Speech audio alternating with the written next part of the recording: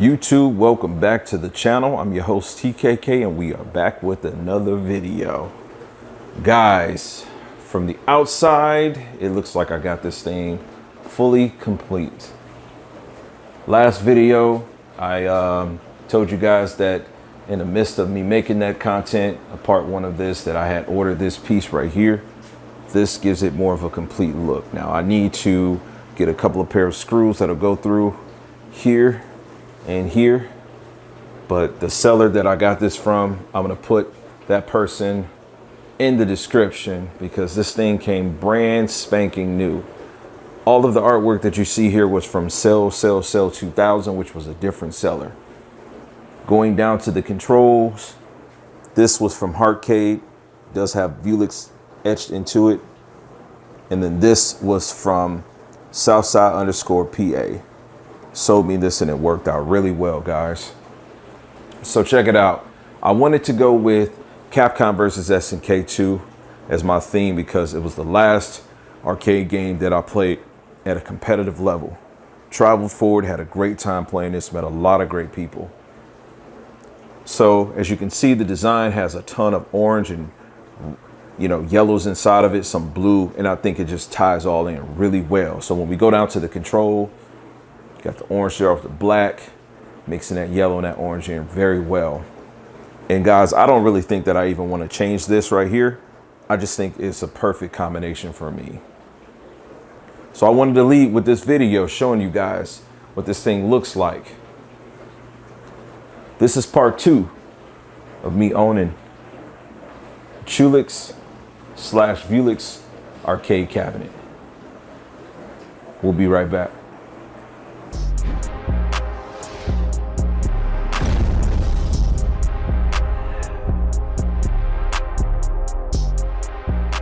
All right, guys, let me start this video with a little bit of transparency.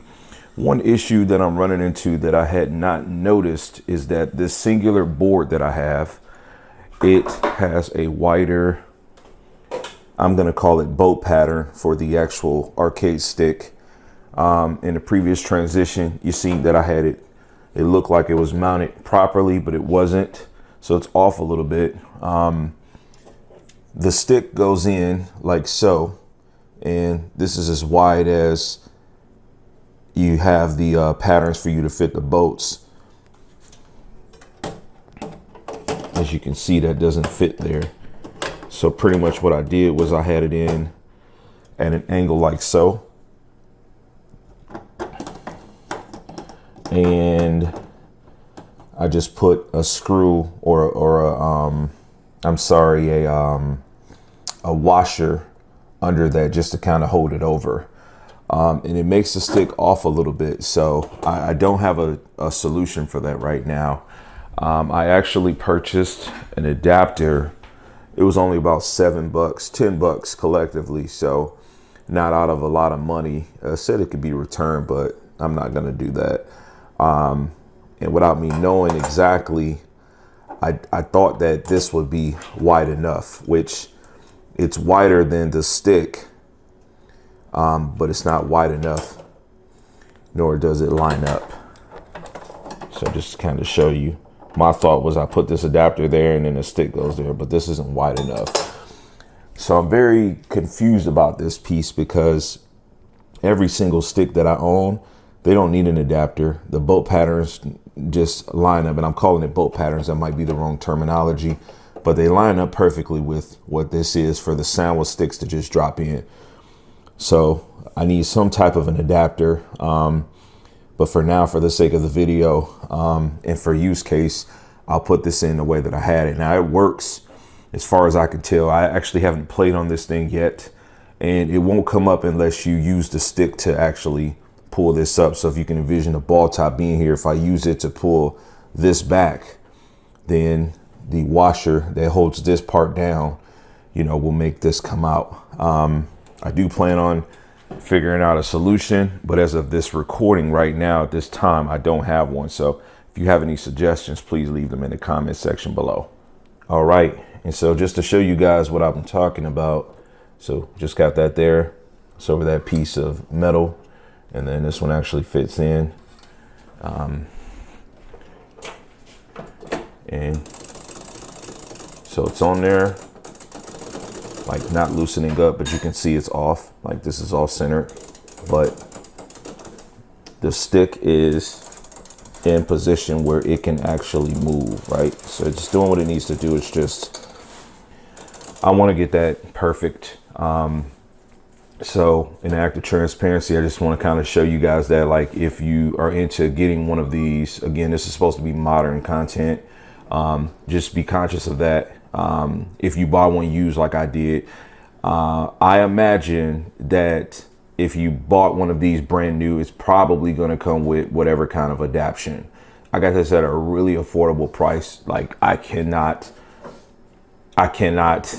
at all, right, like complain about this thing, because the price was just so darn good, and it came with a couple of sound buttons. But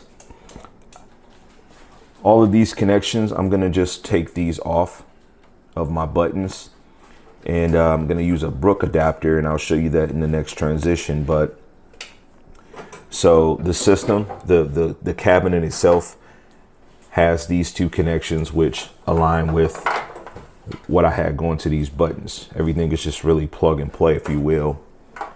I'm gonna leave these intact, right? Because it's a JAMA connection, even though I have no intentions at this point of using this, because I'm using the Brooks. I will keep these because this one connection here is for like the lights here, right? So I'm not cutting anything here. I'm just removing the panel here, or at least the wiring for the stick and everything else, so that I can have something a little bit more uniform. So let me show you what I'm going with. All right, so this is called the Brooks Fighting Board. It's a PlayStation 4 Plus. At this point, let me just let you guys know, I have no intentions of putting a console inside this cabinet. It's got a 1080p display. So, I mean, at that point, it would have been like PlayStation 4, which definitely tournament ready stuff. I'm going to go with a PC. So this board, the good thing about this is that you don't have to have any soldering skills. You could literally just buy wires, and as you look at this, I don't know how well it'll show, you've got kind of a legend for like all buttons and all your controls. And these are screws, believe it or not. So you would unscrew these, obviously having a very small screwdriver, Phillips, and then you would wire your wires in and then screw down. And as long as the terminal's touching, it's all good. What I did was I actually got myself, and again, this piece comes with everything you'll need to make this plug and play from that piece, right? But what I did for the button piece, so that I didn't have to actually screw in any wires, was they also sell this, which is an even more plug and play solution, right? Like the ends of this goes into this somehow, and then each of these are going to just go into your buttons.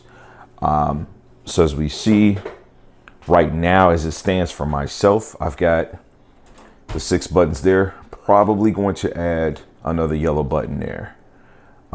So I'll have the 7 buttons here, the start, and then I've got 3 extra buttons up here, which I'm going to map them for various different things, because I haven't decided what kind of front end I'm going to run.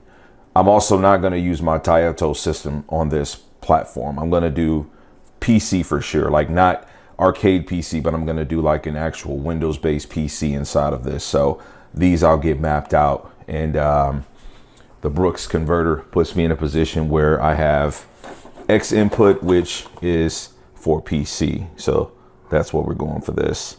Again, this is going to just get placed somewhere, somehow, inside of the underling of this, and all the wires and everything will be just managed real neatly. Okay, so I've removed a piece of the control panel. I don't feel it necessary to remove the whole deck. Okay, this also gives you another look at this. You got 2 USB A's, right? Very clean there. Showed you that in the beginning of the video. And those just run down, plug to the back of your computer or console. But you've got 2 screws there, 2 screws here. So I recommend that you just unplug those and take this out. This is going to give you access to this piece of the panel, which when you flip this over, you've got your buttons and everything else you need, right? So everything that you need to get access to is going to be right there for you. All right, baby, we got this thing wired up. There's that Brooks fighting board. Do yourself a favor, order the cable also, man. It's plug and play. You got one connection that goes here that does everything, and then all your wires are gonna go as follow: one to your controller, and then you're gonna have one for each corresponding button. Each button needs to be followed with a black one also because it's grounded. So got everything connected. Right now I just got the PlayStation 5 in there. This fan, I'm gonna get rid of it because it is really noisy. It's like 80 millimeter, I'm gonna assume this is extremely noisy. But got the 2 USBs in there, so just using a PlayStation as a test method. It's a 4K console, so I definitely wouldn't, utilize it in here. I feel like it'd be a waste, and I don't have a spare PlayStation, so again, PC is gonna be the hit for me. Let me show you guys some of my best monitor settings on this that I found to be the best. All right, these are gonna be the best settings in my opinion. Backlight on 50, brightness on 42, contrast 55, sharpness was 44. Sorry, it timed out 45, saturation curve 75, and then the hue curve 100. The saturation curve, as you turn it down, it blends, washes everything out. As you turn it up, it gives it more vivid, more punch. If you guys follow any of my TV stuff, I'm not a professional calibrator, but I played around with them enough to know how to dial them in softly and get a setting that's good for me. The last setting on here is going to add more realism to the skin tone of the characters. That's why I put it all the way up to 100 because it looks good to me. It looks more authentic. Obviously, this is going to be strictly for video games, but those are going to be my recommended settings for this. And I don't have this bolted in yet. The reasoning is because I need to figure out the bracket or the mounting for this first. Right now, I just got it in there where it will work, and I am getting, full functionality out of the stick and all of the buttons. I wired up like my start, the share, the guide button, and what have you, and then all of the buttons that I actually need for day-to-day operation are going to be there. I don't have start here. The only piece about running this board with this cable that I just recommended you to get is that for my orientation, I don't have enough cable. There's not enough room for me to go from here to actually be my start button to there. I mean, I'm totally fine with that. What I might do is cap off the start button here just to give me a cleaner aesthetic. Or I might just leave it like it is. But yeah, I actually got start up there. So it all works out. So far, it's looking pretty good.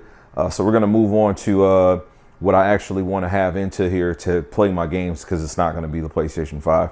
And just to share with you guys, if you have not seen, this is the BenQ Morbius. This is a great monitor. It's 4K at 144 hertz.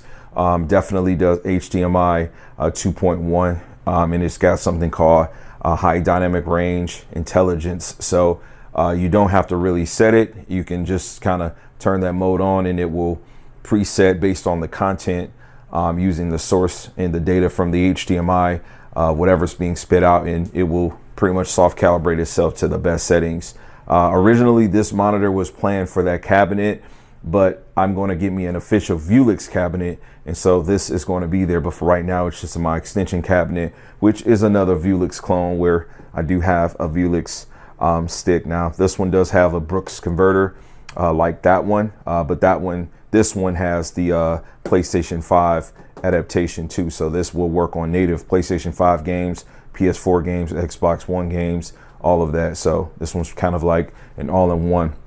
And then another cool thing about this monitor, I'll go ahead and card it in at this point if you want to check out the brief review or unboxing that I've done, because I haven't done a review yet. But it comes with a remote and it has speakers, though I don't need the speakers for how I'm going to use it.